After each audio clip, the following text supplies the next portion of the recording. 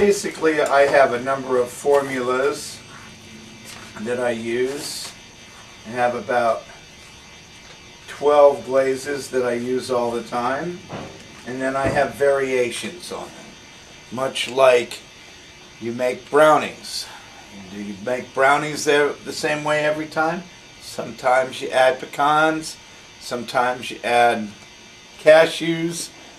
Maybe you don't, maybe you always have to have walnuts. Well, maybe if you have a walnut tree and a pecan tree and you use what you can get. Or pine nuts. The point is that I have base formulas, and then I may experiment with the glaze a bit. Because we're doing lots of pots with these, I might take a little cup and experiment with some of the glaze and just change it slightly. Add a little pepper to something. Add a little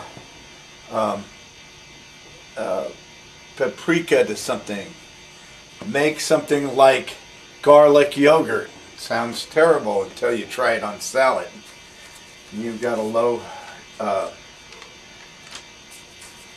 then you have a low-calorie dressing.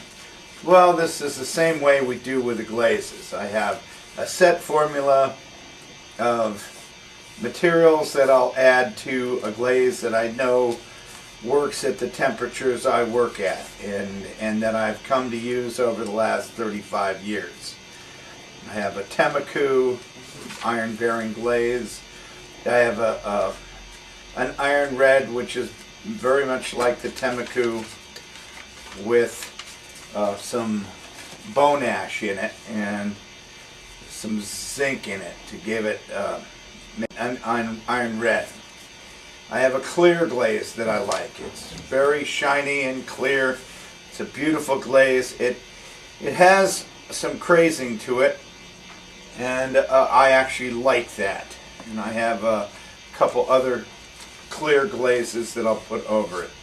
Then I have a glaze based on the old Chun series of glazes, a Chun formula from ancient China that we've translated to American materials. And sometimes you have to add a little clay in it to make up for whatever feldspar we're using versus the one they're using. Some people add in a little whiting to it to do the same thing. And it's an approximation. It's kind of like using jalapenos in an Italian sauce. It might taste a little bit different, but it might make a nice sauce anyhow. And then I have a nice matte glaze or two that serve as a good base glaze. And then I have several other copper red glazes and some a very nice glaze that's I worked on a long time called tea dust blue. It's part shiny and part matte. It has a lot of dolomite in it, and that's one of the other glazes I'll use here to play with. So it's part shiny in times and part matte, depending upon how hot it got. And the little dolomite crystals can be nice little stars in the glaze. Okay, so we're ready to begin this. The first thing I do is I mix up the old glaze that I put water in the night before. I only glaze about a month every 6 months. Okay. Paint mixer that I got from Leslie Ceramics. You can also get them from the paint store. They all cost about the same. Well, this is a sieve. Take the sieve.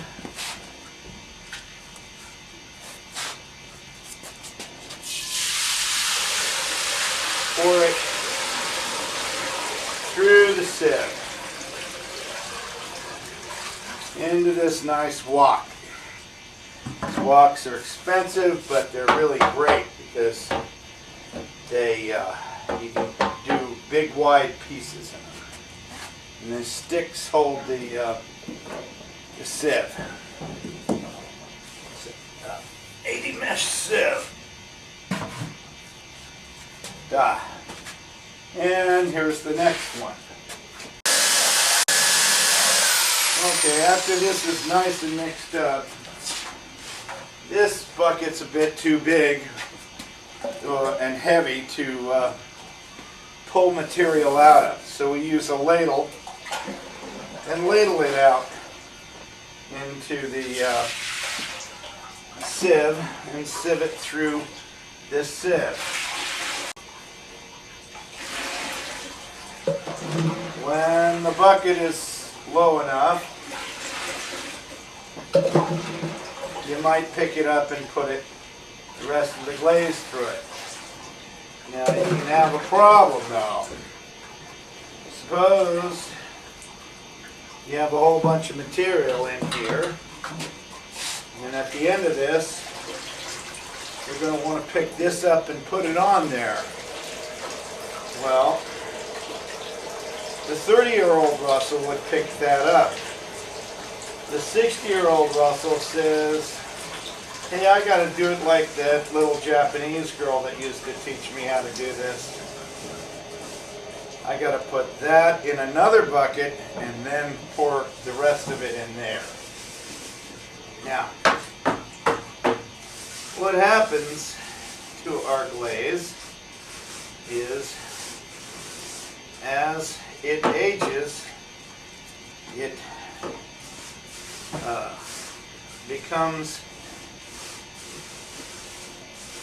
it titrates into crystals of iron and zinc, because there's a lot of iron and zinc in here. You might remember that from your high school chemistry class. Well, unfortunately, we're removing that iron and zinc and borax. There's a lot of boron in this place.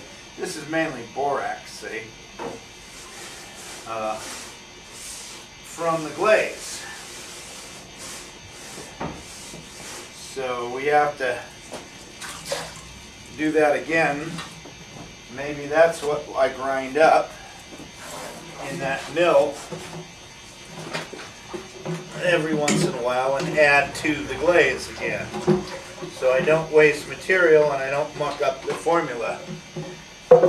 Also, by mixing new glaze every time, it